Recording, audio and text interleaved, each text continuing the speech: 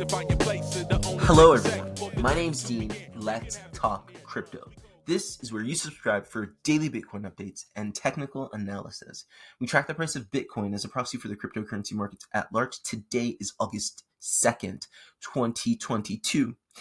And Bitcoin, as well as the rest of the cryptocurrency markets, have begun their rally up and out of this region that we've been in ever since June of this year, okay? We've been in this region for about 50 days, and Bitcoin, as well as the rest of the cryptocurrency markets, are about to break super important resistance, okay? And so this rally to the upside is going to be defining in so many ways. If that interests you, then watch until the very end. I'm going to explain what my targets are for Bitcoin, as well as some other cryptocurrency assets in my watch list, as well as what I can anticipate probabilistically to happen right after we reach my target, okay? So let's get started on the hourly time frame. Reason being, I want to talk about what's going on right now. What is going on right now is the beginning of a short squeeze, okay? The beginning, okay? You see that volume is slowly coming in. We have price that's slowly increasing. It's relatively quickly increasing, but it is in relation to what is to come, slowly increasing. It's kind of getting to the point where it's going to pop up and out of this resistance, okay, and then it's going to attack this larger resistance, okay, this 50-day resistance that we've been under, okay, and that is going right now. You can already see, and I'm going to go on to coinglass.com, and I'm going to refresh the page. You can already see the liquidations, right? And I'm going to go into 30 minutes just because this is a relatively fresh move. And you can already see the liquidations, the long liquidations on not just Bitcoin, but pretty much all these cryptocurrency assets. They're getting really high right now. All right, they spiked at 10:30 at around, what is this? 21 million, okay?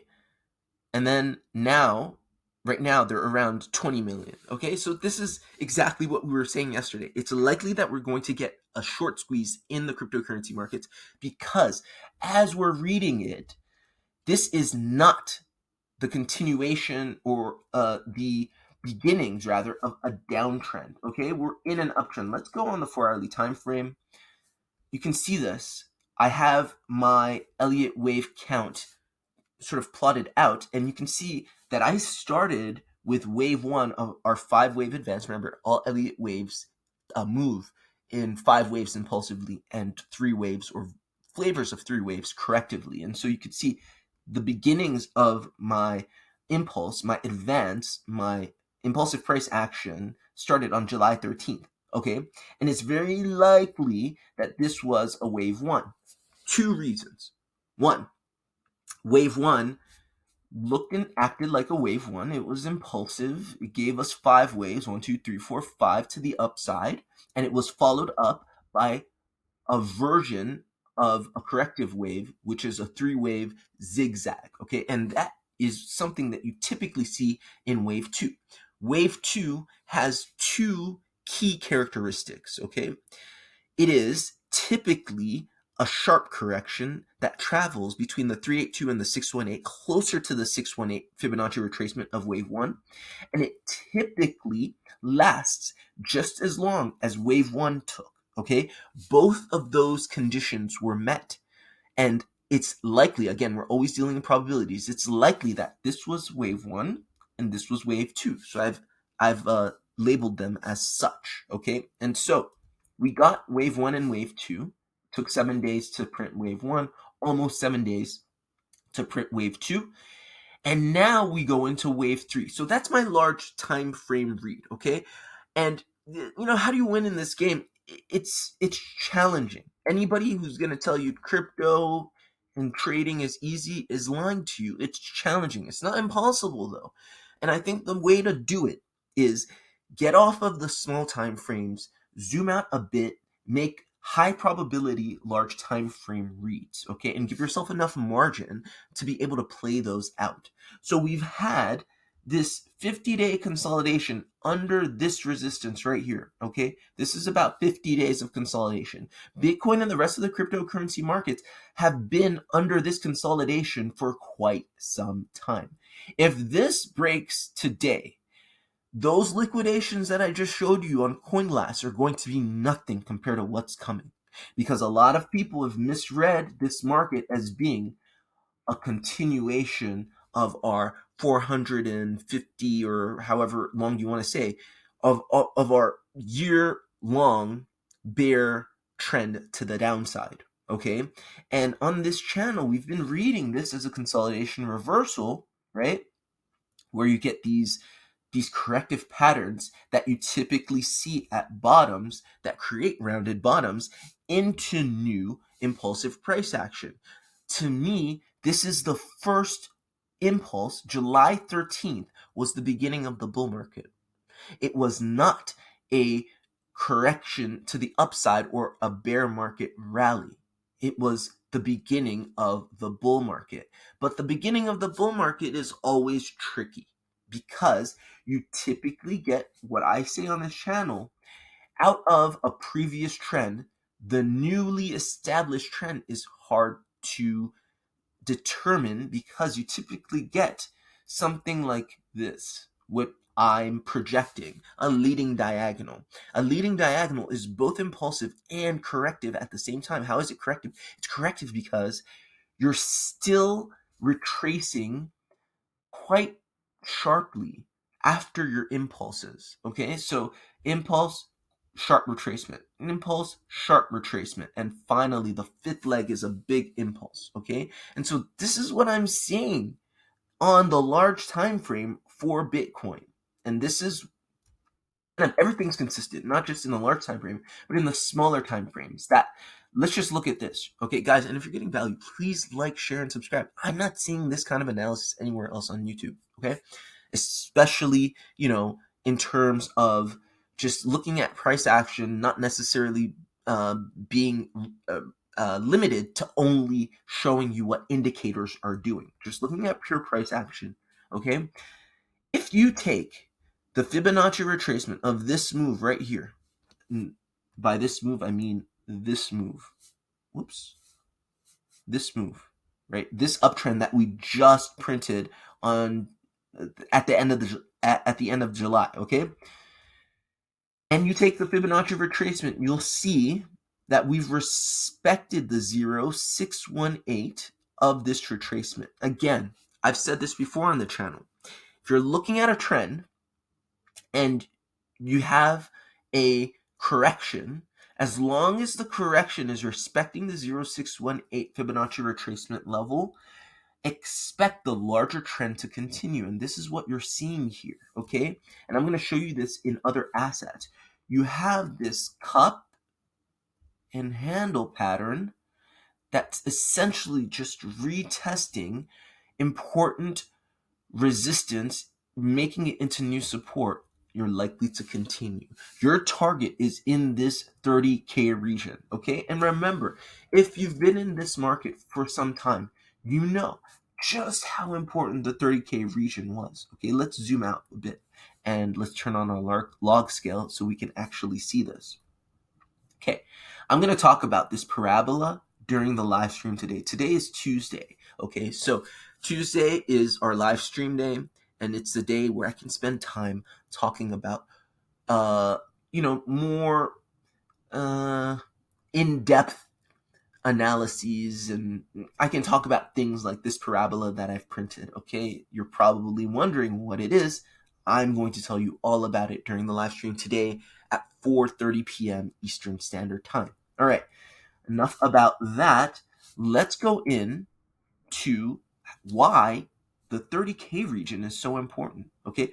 Why am I saying on this chart that once we hit the 30K region, we may go a little bit above it and make the higher high, make the technical higher high, maybe hit 32.6 or 33 or something like that, okay?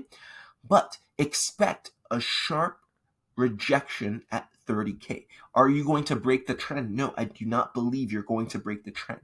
But I do believe that you're going to experience a sharp rejection of this wave 3 into wave 4, okay? And remember, wave 4 can reject as far as the 0618. There's that 0618.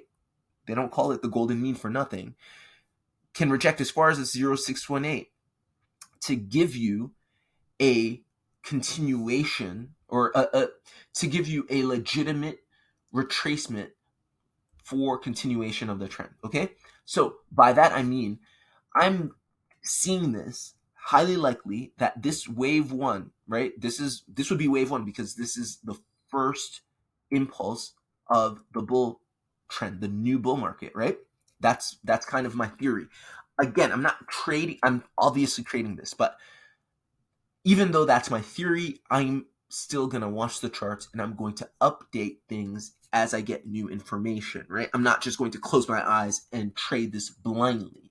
But if we go into that 30K region, probably hit 32.6, 33, I'm expecting a sharp retracement down to the 24.5, 25K region because it's so important, okay? And that's why I have this blue band up. And you can see this, right? This is how important 30K was. Right here, it served as support for our wave 4 in this uptrend, okay? It was our support for this A wave, okay, this 3-wave structure, this initial breakout structure. It was then again support in our second zigzag. This is our first zigzag. This is our second zigzag. It was support in the second zigzag. 30K is important. If you've been in crypto, even if you don't read charts, you know we spent a lot of time at 30K, a lot of time talking about 30K. When we go to 30K, expect a sharp rejection because we're below it. And so it's staunch. It's a staunch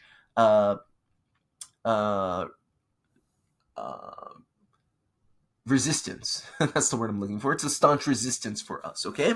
So that's my sort of larger term outlook on Bitcoin for the next few days. And I guess to put into context what's happening right now, this is going to be a big short squeeze. And again, guys, we have yet to break this region. Like, we've enjoyed this pump up to this important level of resistance at 24.5, okay?